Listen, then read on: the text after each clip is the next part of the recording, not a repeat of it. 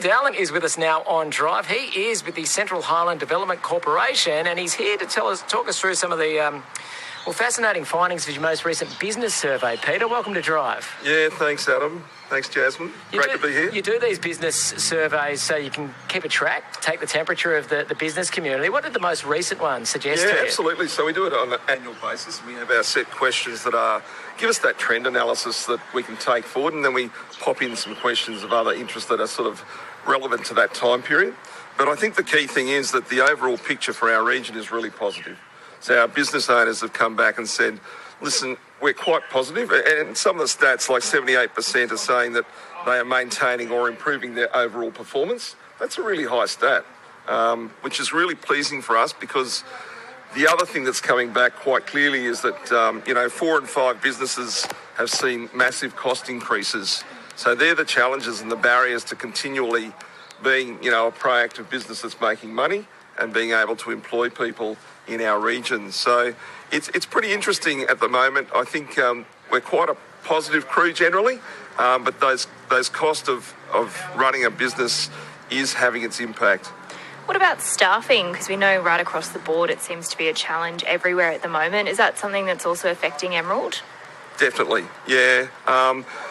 It's all wrapped in, Adam and I had a previous conversation a little while back, and it's all wrapped into a piece of work that we've done around sort of a workforce development and accommodation strategy. And one of the things that came through there very clearly was that attraction and retention of labour, skilled and unskilled. So it is a challenge that we face.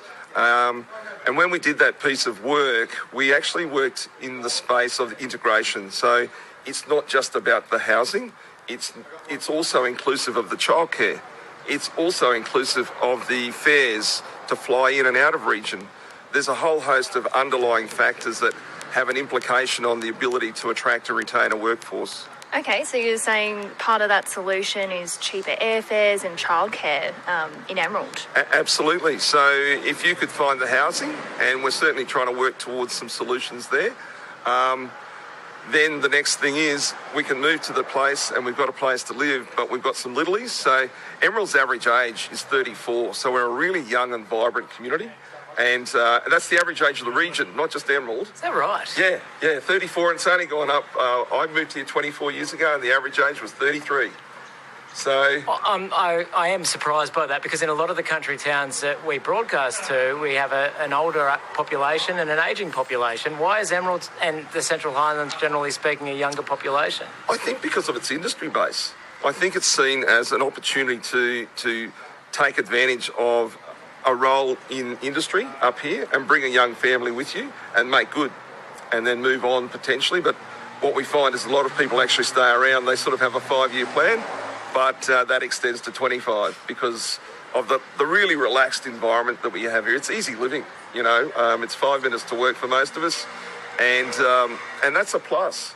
And the service provision in a town this size, which, as you said earlier, is around that 14,500 to 15,000 people, is quite good in comparison to other centres. So that's a bonus for us. And it's not a town without for let signs in the window, but certainly in the main street, every single building is occupied, and that's always a sign that a town's going reasonably well. Anyway, Peter, it is described as a cost of business crisis at the moment, because it is an increased cost in doing business. You mentioned the staff retention and the fact that the low vacancy rate makes that a bit challenging in Emerald, but you are trying to think outside the box in terms of how to bring more housing to the market.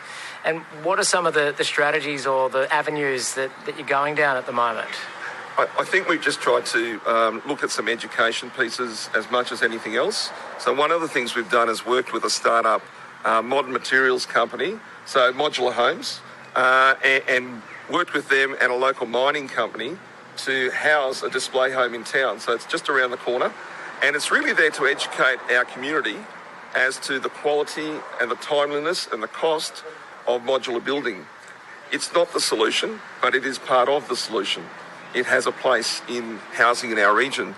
And so that's an example of trying to educate, because people often see that and they have the connotation of cheap, lack of quality, and a donga comes to mind when it's not. It's quite a different build these days. So the best place we thought we'd do is get that in the local community, have open houses, get the community through it to see it. And we've had over 200 people through it to date. And there's some interest there as to how we can utilise that going forward. The other thing we did a bit of a targeted exercise of a 12 in 12. So we're wanting to build 12 houses in 12 months. So we put an exercise of expression of interest out to the marketplace. And what we wanted to define there was what are the challenges and barriers for our builders and our developers to do something like that in our region. And so we've got those responses now, and we're just working our way through them and trying to define how we can assist going forward. And to Council's credit, we've worked very closely with Council around the planning and development aspects of those opportunities as well. Hearing you from Peter Dowling from the Central Highland Development Corporation. Before we let you go, regional transformation is a buzzword amongst bureaucrats, but what does it actually mean on the ground? Because there is going to be some pretty high-level discussions about it in the weeks ahead in this town. Yeah, we do have a business lunch next Tuesday focusing on regional transformation, and the state government through their Energy and Jobs Plan have released these plans in partnership with stakeholder groups. Central Queensland's on the table now.